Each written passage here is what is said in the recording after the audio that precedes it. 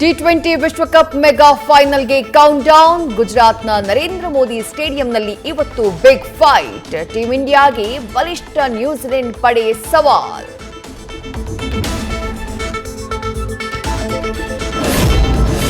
Team India cup ಗೆಲ್ಲಲಿ ಅಂತ ಅಭಿಮಾನಿಗಳ ಪ್ರಾರ್ಥನೆ.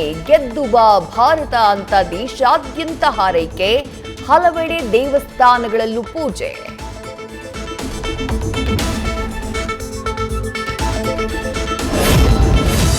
ಒಂಬತ್ತನೇ ದಿನಕ್ಕೆ ಕಾಲಿಟ್ಟ ಮಧ್ಯಪ್ರಾಚ್ಯದ ಮಹಾಯುದ್ಧ. ಲೆಬನಾನ್ನ ಬೈರುತ್ ಮೇಲೆ ಇಸ್ರೇಲ್ನಿಂದ ಏರ್ ಸ್ಟ್ರೈಕ್. ಹೋಟೆಲ್ ಮೇಲಿನ ದಾಳಿಯಲ್ಲಿ 4 ಸಾವು, 10 ಜನರಿಗೆ ಗಾಯ. ಬೆಂಗಳೂರಿನ ಆನೇಕಲ್ನಲ್ಲಿ ಸರಣಿ ಕ್ಯಾಂಟರ್ ಅಪಘಾತ. ಕುಡಿದ ಮತ್ತಿನಲ್ಲಿ ರ್ಯಾಶ್ ಡ್ರೈವಿಂಗ್. ರಸ್ತೆಯಲ್ಲಿ ಸಿಕ್ಕ ವಾಹನಗಳಿಗೆ ಡಿಕ್ಕಿ.